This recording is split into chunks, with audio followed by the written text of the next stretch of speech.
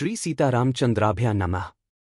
वाल्मीकि रामायण अयोध्याकांड सर्ग 34 श्लोक 1 से 15। श्रीमद् वाल्मीकि रामायण श्रीराम का वनवास हेतु विदा मांगना, दशरथ का शोक और पुत्र वात्सल्य। सत्यं शिवम सुंदरम श्रीराम। श्रीमद् वाल्मीकि रामायण। श्री सहित दिनकर बंस भूषण काम बहु छवि सोहई। नव अंबुधर बरगात अंबर पीत सुर मन मोहई।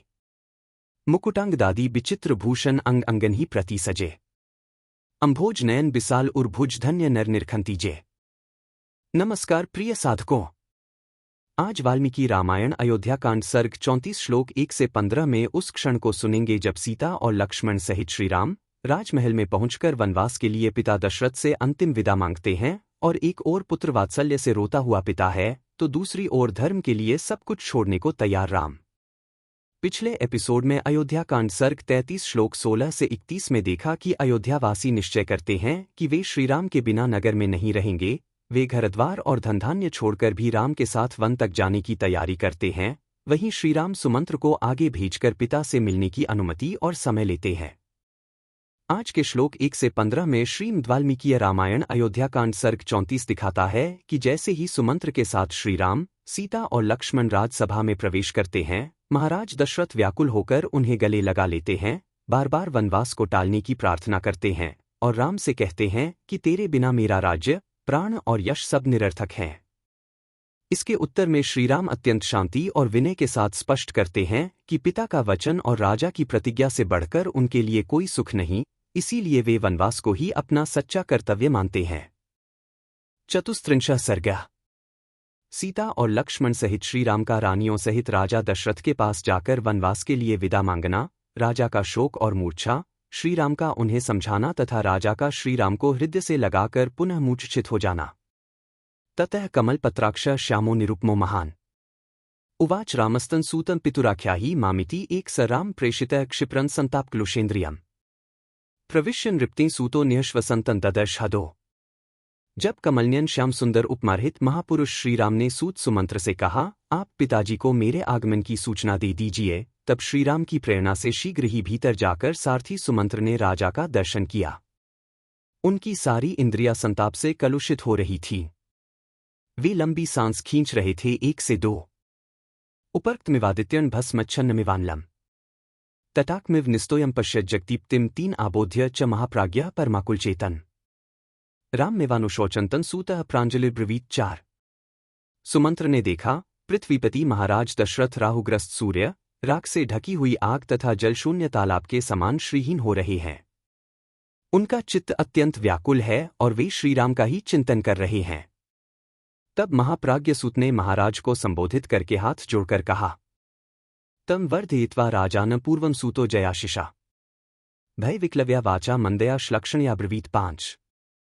पहले तो सूत सुमंत्र ने विजय सूचक आशीर्वाद देते हुए महाराज की अभ्युदय कामना की, फिर भय से व्याकुल मंदमधुर वाणी द्वारा यह बात कही 5।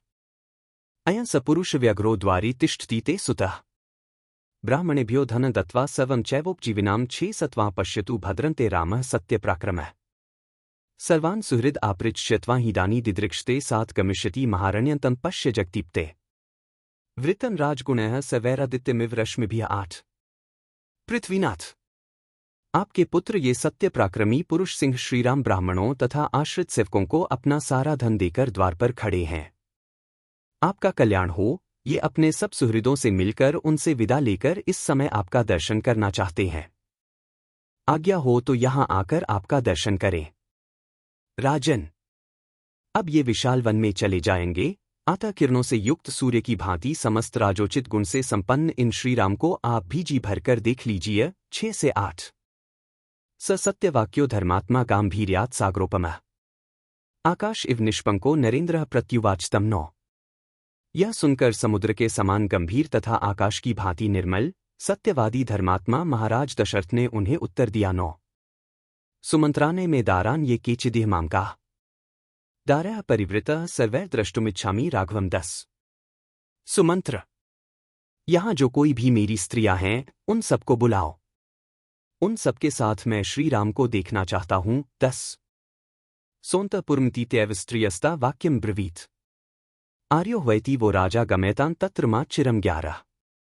तब सुमंत्र ने बड़े वेग से अंतःपुर में जाकर सब स्त्रियों से कहा, देवियों, आप लोगों को महाराज बुला रहे हैं, अतः वहां शीघ्र चलें। 11 एव मुक्ता स्त्रिय सर्वाः सुमंत्रेण नृपाज्ञया प्रचक्रमुस्तद्भवनं भर्तुराज्ञाय शासन 12 राजा की आज्ञा से सुमंत्र के ऐसा कहने पर वे सब रानियां स्वामी का आदेश समझकर उस भवन की ओर चली। 12 अर्धसप्तष्टास्तत्र प्रमदास्ताम्रलोचना कौसल्या परिवार्यात् शनैर् जगमुद्रित व्रताः 13 कुछ लाल नेत्रों वाली 350 पतिव्रता युवती स्त्रियां महारानी कौसल्या को सब ओर से घेर कर धीरे धीरे उस भवन में गईं। 13 आक्तेषु चदारेषु संवेक्ष्य महीप्तिया उवाच राजातन सूतन सुमंत्राने में सुतम 14 उन सबके आ जाने पर उन्हें देखकर पृथ्वीपति राजा दशरथ ने सूत से कहा, सुमंत्र, अब मेरे पुत्र को ले आओ। ससूतो राम मादाय लक्ष्मणम मैथिली तथा जगामाभिमुखस्तूर्ण सकाशन जगदीप्तेह 15 आज्ञा पाकर सुमंत्र गए और श्रीराम, लक्ष्मण तथा सीता को साथ लेकर शीघ्र ही महाराज के पास लौट आए। 15 कल के वीडियो में वाल्मीकि रामायण अयोध्या कांड सर्ग 34 श्लोक 16 से 30 पर मनन करेंगे, जहां महाराज दशरथ की दशा और अधिक करुण होती है। सुमंत्र रथ लेकर तैयार खड़ा रहता है, सीता और लक्ष्मण वन यात्रा के लिए संकल्प लेते हैं और अंत में भारी हुजूम तथा रोती हुई प्रजा के बीच श्रीराम का प्रस्थान निकट आ जाता है। उसके बाद सर्ग 35 में सुमंत्र द्वारा कैकेयी को समझाने, धर्म की दृष्टि से फटकारने और फिर भी उसके हृदय के कठोर बने रहने की महत्वपूर्ण चर्चा होगी।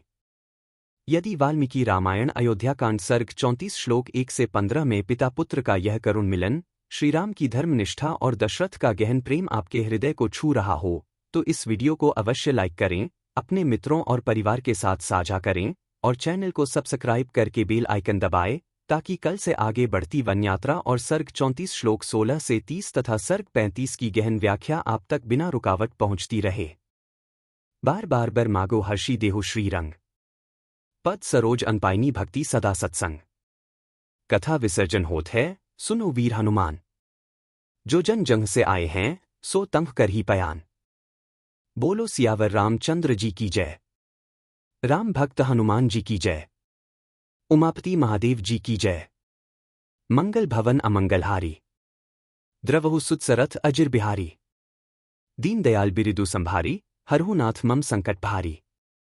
जय सिया राम, जय जय सिया राम।